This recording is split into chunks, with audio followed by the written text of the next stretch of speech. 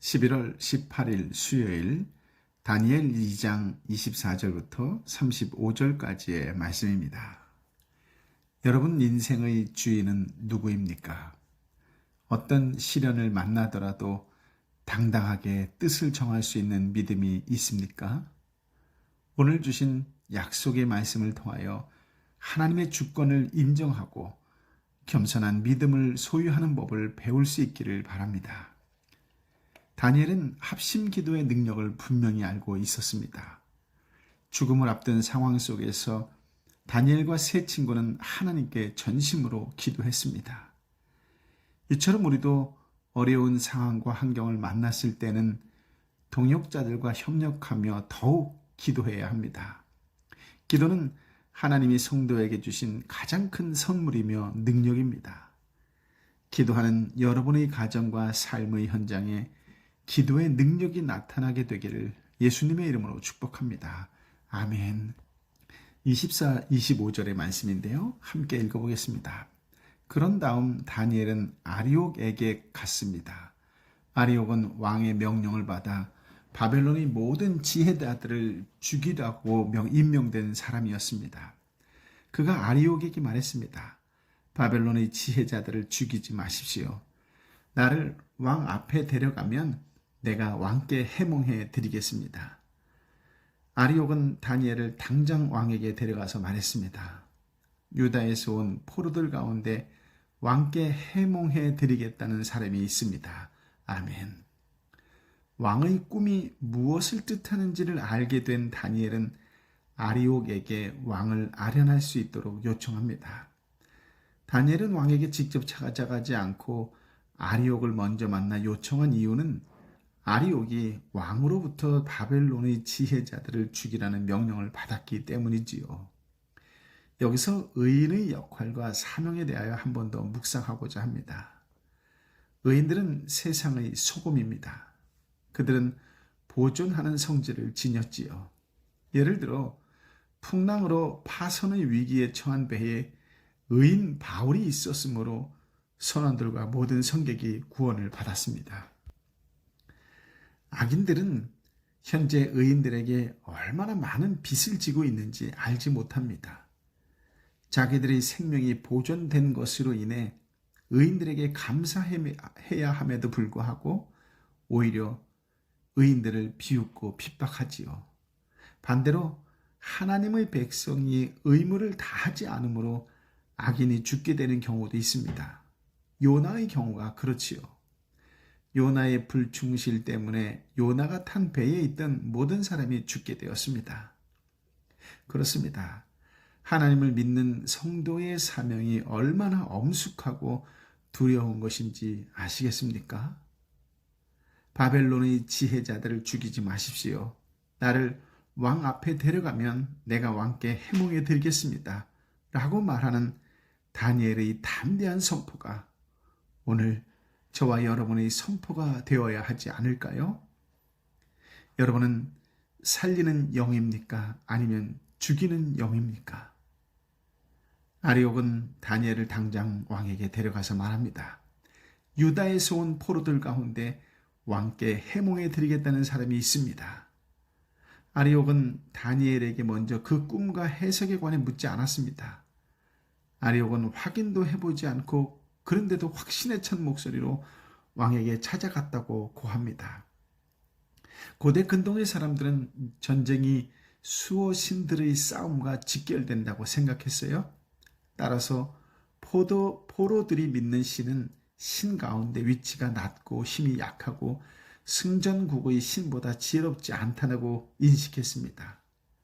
승전국 바벨론의 신이 도와주는 지혜자들도 풀지 못한 수수께끼를 포로 백성이 풀 수 있다라고 생각하는 것은 어불성설이지요.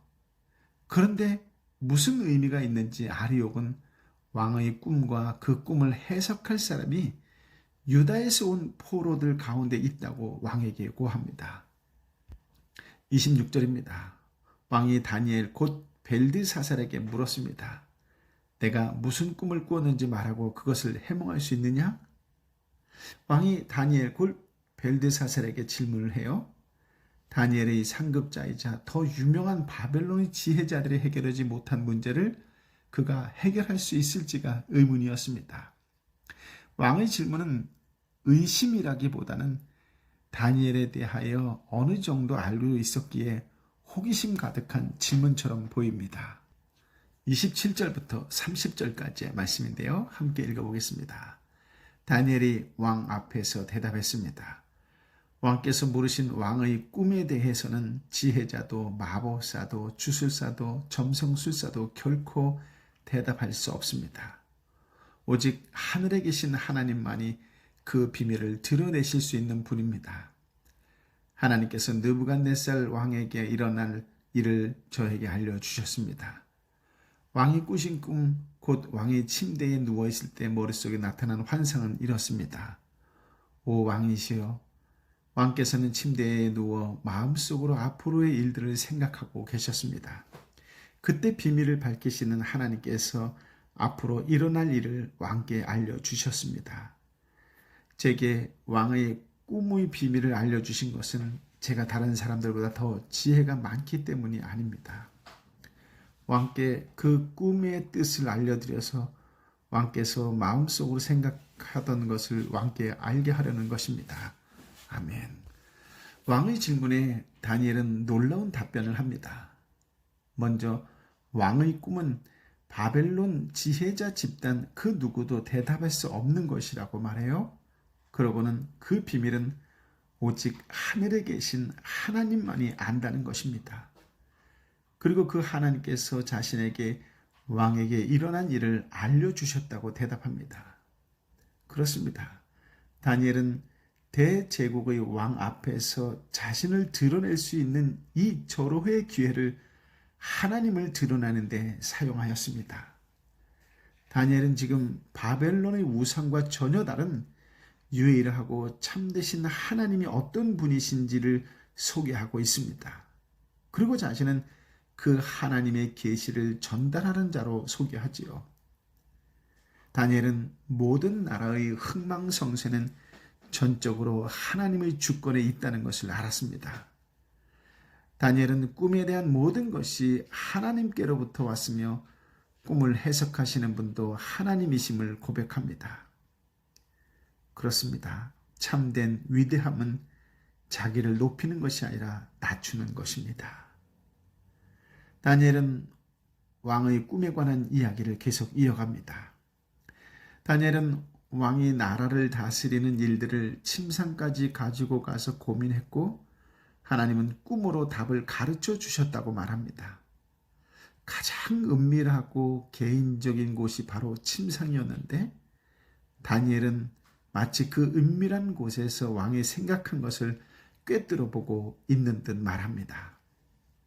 나아가 그곳에서 하나님이 왕에게 특별한 은총으로 가르쳐 주시지 않았다면 왕은 하나님이 감추신 것을 절대 볼 수 없고 계속해서 마음이 답답하고 불편해서 잠을 이루지 못했을 것임을 암시하지요. 왕이 그토록 알고 싶어 했던 것은 그가 다스리는 바벨론의 미래에 관한 것이었습니다. 하나님은 그것을 알게 하시려고 그 꿈을 주셨습니다. 그러나 그 꿈은 개인만을 위한 꿈이 아니었습니다. 세상 사람들이 다 함께 겪게 될 일이었지요. 다니엘은 아무도 풀지 못한 비밀을 느부갓네살에게 말하면서도 결코 겸손을 잃지 않았습니다. 다니엘은 왕의 꿈의 비밀을 알려주신 것은 제가 다른 사람들보다 더 지혜가 많기 때문이 아니라 비밀을 보여주시는 하늘의 하나님께서 자신을 통해 느부갓네살 왕에게 앞으로 이루어질 역사의 종말과 그 의미에 대해 왕에게 알려주시기로 작정하셨기 때문이라고 말합니다. 하나님의 비밀을 맡은 자의 책임은 그것을 다른 사람에게 알게 하는 것이지요. 그리고 그것을 통해 하나님이 드러나는 것입니다. 그렇습니다. 다니엘은 모든 풀이 과정을 통하여 오직 하나님의 영광을 드러냈습니다. 본문을 통해 다니엘의 믿음과 겸손을 배우기를 원합니다. 우리는 매 순간 자기 의를 드러내기 위해 살지는 않습니까? 우리 모습을 통해 영광 받으실 분은 하나님 한 분이십니다. 오늘 우리가 있는 그 자리에서 하나님의 기쁨이 되는 삶이 되시기를 예수님의 이름으로 축복합니다. 아멘. 31절부터 35절까지의 말씀을 함께 읽겠습니다. 오 왕이여, 왕께서는 어떤 커다란 신상을 보셨습니다. 왕 앞에 빛이 찬란한 신상이 서 있었는데 그 모습이 무시무시했습니다. 신상의 머리는 순금이고 가슴과 팔은 은이며 배와 허벅지는 청동이며 종아리는 쇠며 발은 쇠와 진흙이 절반씩 섞여 있었습니다. 왕께서 보고 계실 때 아무도 손대지 않았는데 돌 하나가 날아오더니 쇠와 진흙으로 된 신상의 발을 쳐서 부숴버렸습니다. 그러자 쇠, 진흙, 구리, 은, 금이 함께 산산조각 나서 여름철 타작마당 위의 겨처럼 되더니 바람에 날려 흔적도 없이 사라졌습니다. 그리고 신상을 친 돌은 큰 산이 돼 온 땅에 가득 찼습니다. 아멘. 다니엘이 느부갓네살 왕에게 해준 꿈에 대한 설명에 의하면 왕은 꿈속에서 커다란 신상을 보았고 그것은 크기가 엄청날 뿐 아니라 신상에서 찬란한 광채가 나오고 그 모습이 무시무시했습니다. 이 신상의 엄청난 크기는 느부갓네살 왕이 이룩한 바벨론 제국의 크기를 상징합니다. 거기서 나오는 찬란한 광채는 이 제국이 뿜어내는 권위를 나타내지요. 이 신상의 몸의 7부분은 각각 다른 재료로 이루어졌는데 모두 4가지의 재료로 이루어져 있습니다. 머리는 순금, 가슴과 팔은 은, 배와 허벅지는 청동, 종아리는 쇠, 그리고 발은 쇠와 진흙이 섞여 있었는데 아마도 진흙으로 만든 발 위에 쇠를 씌웠을 것입니다. 이 신상을 이룬 4가지 재료는 머리부터 몸의 밑부분으로 내려갈수록 그 재료의 가치가 점점 떨어지는데 이것은 신상으로 상징되는 제국의 세계 통치 기간이 시간이 지날수록 점점 쇠약해지게 된다는 것을 보여줍니다. 이어서 느부갓네살 왕은 아무도 손대지 않은 돌 하나가 날아와 신상을 치니 신상을 이루고 있었던 쇠와 진흙과 청동과 은과 금이 다 부서져 가루가 되어 여름 타작마당의 겨처럼 모두 바람에 흩어져 버리는 재앙을 보게 됩니다. 그리고 부서져 가루가 되어 날아가 버린 신상을 대신하여 날아온 돌이 큰 산, 태산을 이루고 온 땅을 가득 채우게 되지요. 나라와 태산을 이룬 돌은 이 땅에 새로이 등장하여 세계를 통치하게 될 권력을 상징합니다. 여기서 사람의 손으로 깨지 않은 돌, 즉 아무도 손대지 않은 돌이 날아와 신상을 부수고 바람에 날리는 겨처럼 신상의 재료들이 모두 날아가 버린 것이 하나님의 심판을 보여준다면 신상을 맞춘 돌이 온 세상을 가득 채우는 태산으로 변하는 것은 그 세상을 통치하시는 하나님 나라가 도래하는 것을 상징합니다. 그렇습니다. 세상의 모든 것은 마지막이 존재합니다. 무너지고 썩어질 것에 마음을 빼앗기고 살면 안 되겠지요. 오직 우리 마음을 지키고 영원 무궁한 하나님 나라의 소망을 두며 살아가는 성도가 되시기를 예수님의 이름으로 축복합니다. 아멘. 아버지 하나님, 참 귀하고 복된 말씀, 생명의 말씀을 허락하여 주시니 감사합니다. 말씀 한 구절 한 구절을 읽어 내려갈 때마다 다니엘의 믿음을 보게 하여 주시니 감사합니다. 어떤 상황과 환경 속에서도 그의 겸손함을 발견할 수 있는 눈을 허락하여 주시니 감사합니다.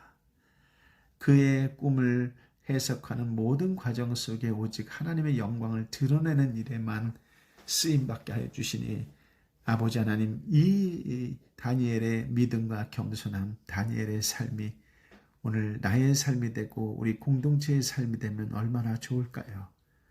믿음을 보게 하신 주님, 겸손을 깨닫게 하여 주신 주님, 다니엘의 그 겸손함과 그 믿음을 통하여 더욱 이 땅에 예수 그리스도를 닮아가는 믿음의 사람이요, 예수 그리스도의 향기를 드러내는 그런 믿음이 있는 삶, 하나님이 기뻐하시는 삶을 살아가는 믿음의 한 사람이 되게 하여 주옵소서. 협력하여 기도하는 다니엘을 보게 됩니다. 협력하여 또 합력하여 기도하는 그 기도의 능력이 얼마나 놀라운 것인지를 알게 하셨사오니 이제 아는 데서 머무르지 않고 오히려 더욱 힘써 기도하는 믿음의 사람이 되게 하여 주옵소서. 여전히 이 땅에 아파하고 힘들어하고 지쳐있는 영혼들이 너무 많은데 주님, 그들을 위하여 한 번 더 기도하고 그들을 위하여 한 번 더 품어주고 그들을 위하여 한 번 더 어루만져 줄 수 있는 성령의 사람의 삶이 되게 하여 주옵소서. 믿는 사람들이 합심하여 기도할 때 이 땅에 다시 살아나는 생명의 역사가 일어나게 될 줄 믿습니다. 나부터 먼저 살리는 영으로 살아가는 복된 인생이 되게 하여 주옵소서. 있는 자리에서 하나님의 기쁨이 되고 만나는 사람들에게 예수의 향기를 드러내어 저들이 미소 짓게 되는 축복과 은혜와 구원의 통로로 쓰임받는 오늘의 삶이 되게 하여 주옵소서. 이제는 길이여 진리여 생명 되신 우리 주님 예수 그리스도의 은혜와 아버지 하나님의 크신 사랑과 성령 하나님의 위로 역사 교통 충만하심이 주신 말씀에 따라 세상 속에 빛과 소금의 사람으로서 아파하고 힘들어하고 지쳐있고 또 어디로 가야 할지 방황하는 사람들에게 은혜와 축복과 구원의 통로로 살겠노라고 열심히 부지런히 마음과 뜻을 다하는 하나님의 사람들 한 사람 한 사람 머리 위에 저들이 눈물로 품고 기도하는 삶터와 일터와 공동체와 내 사랑하는 열방의 선교사님과 선교지 위에 함께하여 주옵기를 간절히 축원하옵나이다. 아멘.